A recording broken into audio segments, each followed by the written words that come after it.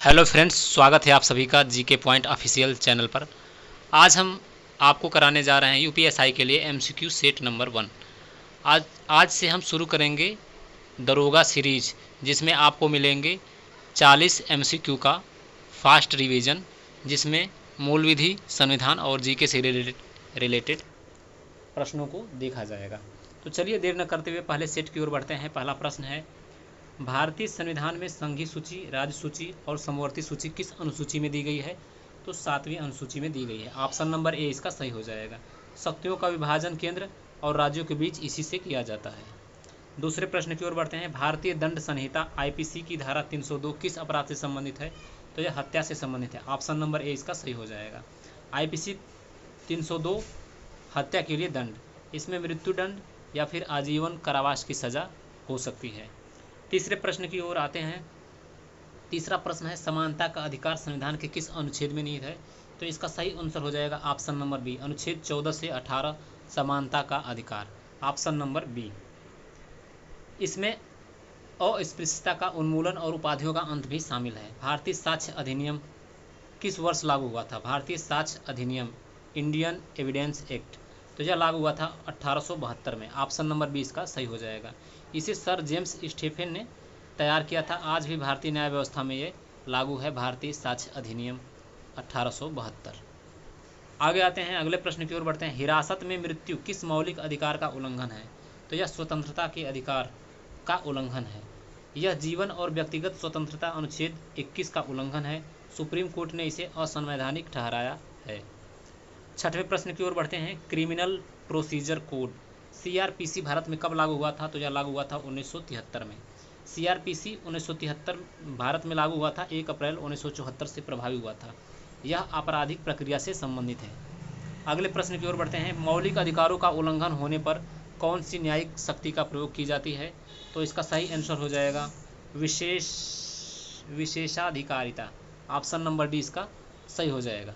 अगले प्रश्न की ओर बढ़ते हैं। अगला प्रश्न है, भारतीय संविधान की प्रस्तावना में समाजवादी और धर्मनिरपेक्ष शब्द किस संविधान संशोधन से जुड़े गए थे? तो यह जोड़ा गया था 42वां संविधान संशोधन। ऑप्शन नंबर बी इसका सही हो जाएगा। इस संशोधन को लघु संविधान भी कहा जाता है। इसमें मौलिक कर्तव्यों को भी जोड़ा गया था। 9वें प्रश्न की ओर बढ़ते हैं। आईपीसी की धारा 375 किस अपराध से संबंधित है? तो आईपीसी की धारा 375 बलात्कार से रिलेटेड है। ऑप्शन नंबर सी इसका सही हो जाएगा। दंड की व्यवस्था आईपीसी 376 में है। 10वां प्रश्न है, लोक अदालतें किस अधिनियम के तहत गठित करी जाती है? तो यह विधिक सेवा प्राधिकरण अधिनियम 1987 के तहत गठित करी जाती है लोक अदालत। ऑप्शन नंबर सी इसका सही हो जाएगा। छोटे मामलों को सुलझाने के लिए बनाई गई होती हैं। भारत में राष्ट्रपति को हटाने की प्रक्रिया किस अनुच्छेद में है? तो राष्ट्रपति को हटाने की प्रक्रिया अनुच्छेद 61। राष्ट्रपति को संसद महाभियोग द्वारा हटा सकती है। इसके लिए दोनों सदनों में 2/3 बहुमत होने चाहिए। भारतीय संविधान में राज्य के नीति निर्देशक तत्व जो होते हैं वह किस देश से लिए गए हैं? तो यह आयरलैंड से लिया गया है। आयरलैंड से डीबीएसपी आयरलैंड से लिए गए हैं। ये न्यायालय में बाध्यकारी नहीं होते हैं। पुलिस हिरासत की अधिकतम अवधि कितनी हो सकती है? तो पुलिस हिरासत की अधिकतम अवधि हो सकती है 15 दिन। ऑप्शन नंबर सी इसका सही हो जाएगा। धारा 167 सीआरपीसी के अनुसार पुलिस हिरासत अधिकतम 15 दिन, उसके बाद न्यायिक हिरासत दी जाती है। 14वें प्रश्न पे आते हैं। भारतीय संविधान का कौन सा अनुच्छेद शिक्षा का अधिकार सुनिश्चित करता है? तो अनुच्छेद 21A। यह 86वें संविधान संशोधन 2002 से जोड़ा गया था। 6 से 14 वर्ष तक मुफ्त और अनिवार्य शिक्षा। भारत में हाई कोर्ट की स्थापना का प्रावधान किस अनुच्छेद में है? तो भारत में हाई कोर्ट की स्थापना का प्रावधान जो है वह अनुच्छेद 214। ऑप्शन नंबर ए इसका सही हो जाएगा। प्रत्येक राज्य में उच्च न्यायालय होगा।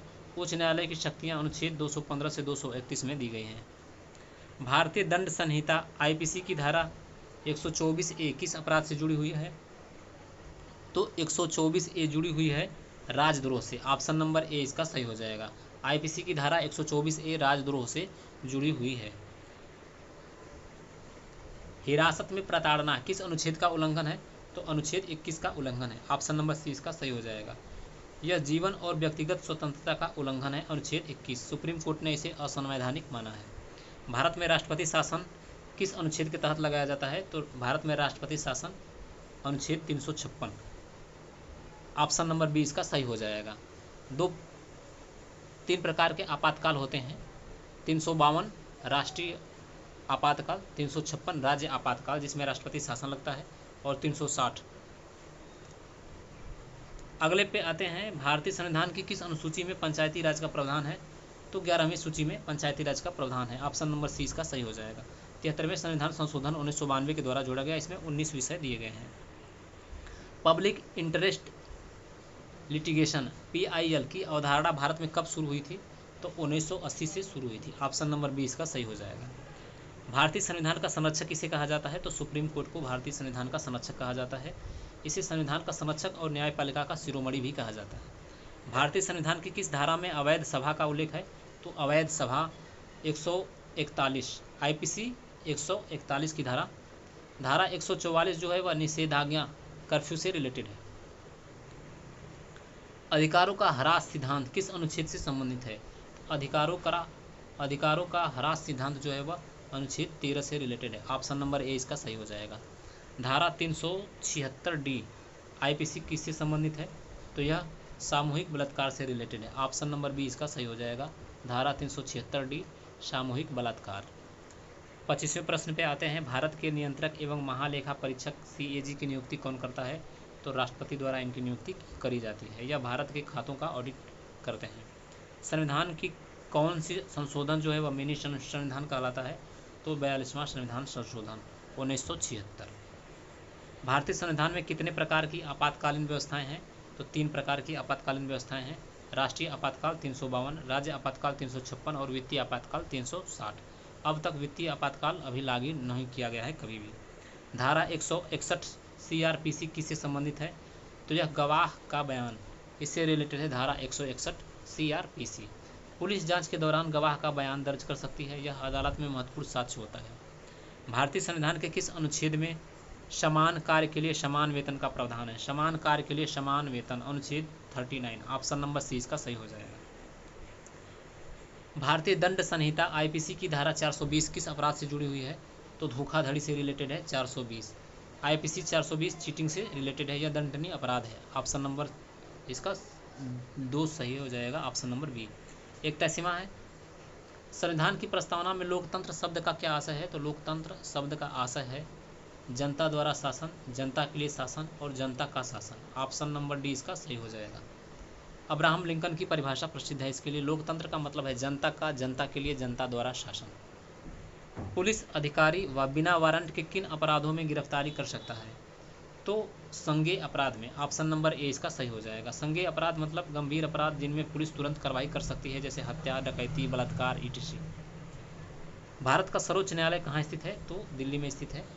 28 जनवरी 1950 से कार्य करना प्रारंभ कर दिया था। इसमें मुख्य न्यायाधीश प्लस अधिकतम 33 न्यायाधीश हो सकते हैं।